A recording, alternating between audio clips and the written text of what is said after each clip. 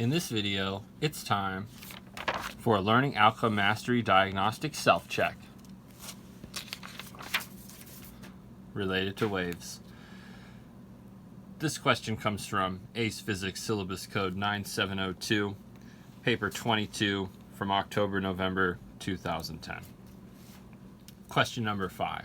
It reads, a student is studying a water wave, my favorite, in which all the wavefronts are parallel to one another. The variation with time t of the displacement x of a particular particle in the wave is shown in figure 5.1. So here we're really just seeing how a particular particle is moving, is being displaced from positive to negative 2 millimeters. So it's moving up and down as that energy is, transferring through the medium, and it's just one of these particles of the medium, the water. So we're seeing that displacement in millimeters as a function of time in seconds. Question goes on to read, the distance d of the oscillating particles from the source of the waves is measured. At a particular time, the variation of the displacement x with this distance d is shown in figure 5.2. So here we're looking at the displacement of a particle as a function of time, but here we're sort of looking at one snapshot in time, sort of like a profile of the wave from the source, okay, out to, 7 centimeters or so.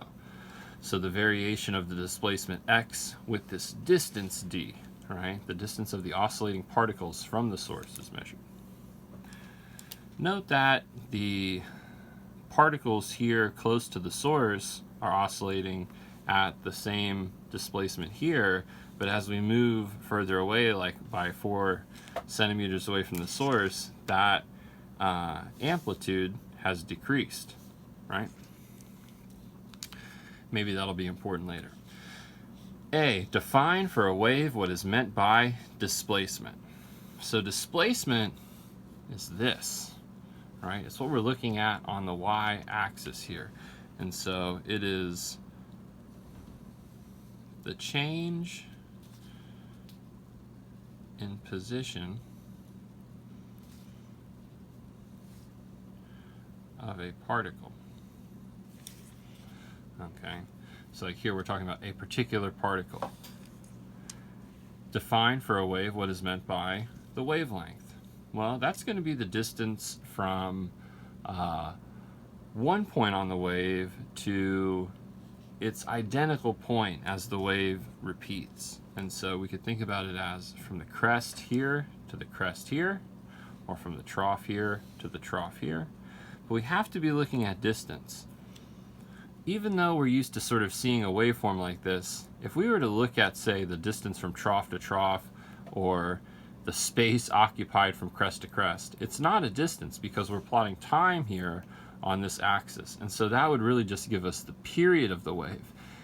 And knowing the period is enough to know the frequency of the wave, but unless we know the speed of the wave, we wouldn't be able to deduce the wavelength from data like this alone, where we just know the time. We'd also have to be given information about the velocity of the wave, or given a plot like this, where we can actually see on this graph, where we're looking at distance on the x-axis, that the wavelength looks to be about 4 centimeters. All right, but we're just defining sort of more generally for a wave what is meant by wavelength.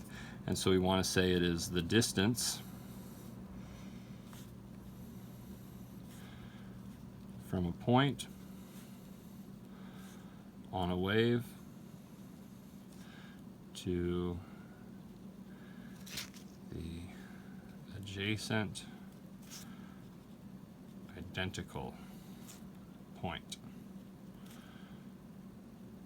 For example,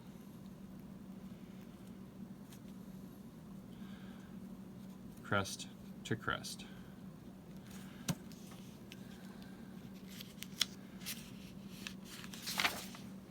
The question goes on to read, use figures 5.1 and 5.2 to determine, for the water wave, 1, the period t of vibration. Well, the period we can read off of this graph, and it looks like it's 0.6 seconds because the wave starts here neatly at 0 and intersects right there at 0.6 seconds. So the period is 0.6 seconds. the wavelength we would get from figure 5.2, as we mentioned previously. It's just going to be the distance from this crest over to this crest, 4 centimeters. You can also see that from trough here at 2 centimeters to the trough here at 6 centimeters is also a wavelength of 4 centimeters. So the wavelength is 4 centimeters. Now we can get the speed. Velocity is distance over time, right? So velocity is distance over time. The other way to think about that is frequency is 1 over time.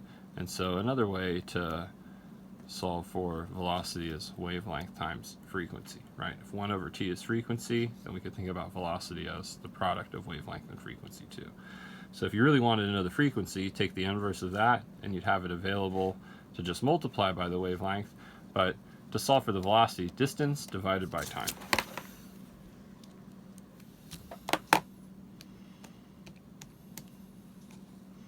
We get 6.7.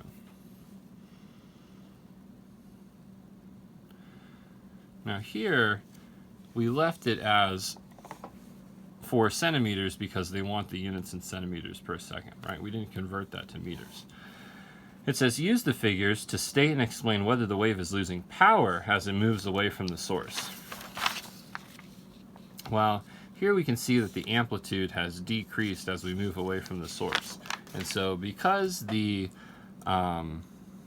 power is proportional to intensity, and because intensity is proportional to amplitude, we can observe a decreasing amplitude. We know that it is losing power. So because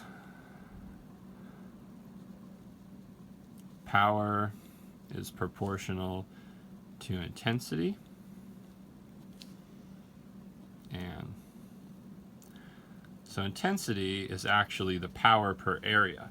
And so this wave is spreading out in all directions, right? It's a water wave, and so the water is spreading out. And so it's the power per area. So that's sort of why it loses power, because that energy is spreading out over a greater and greater area the further it moves away from the source. Because power is proportional to intensity, and intensity is proportional to the amplitude of the wave, and it's really, you know, the amplitude squared, okay? The intensity is proportional to the amplitude squared, but we can see a decrease in amplitude is evidence of it losing power. So because power is proportional to intensity, and intensity is proportional to the amplitude squared of the wave,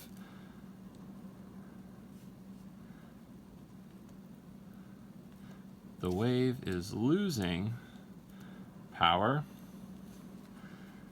because the amplitude is decreasing. All right, now let's determine the ratio of the intensity of the wave at the source to the intensity of the wave 6 centimeters from the source. So like we said, intensity is proportional to amplitude squared. And so if we take a ratio of those amplitude squared, we should have the ratio of the intensities. And so we'll have to read off the figure 5.2 here.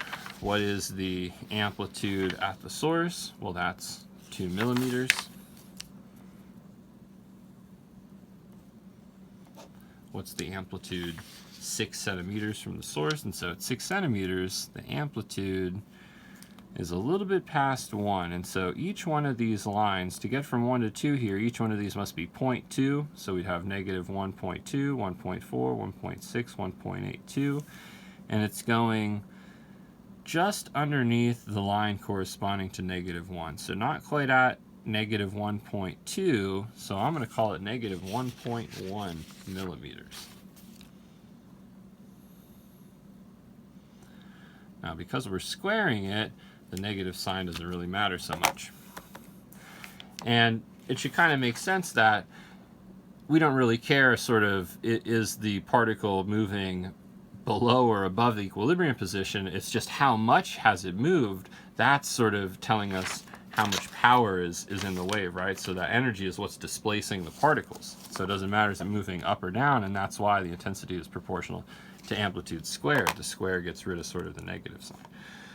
So we have 2 squared divided by negative 1.1 squared. Like we said, the negative doesn't really matter. And we get a ratio of 3.305. 3.3. There you go.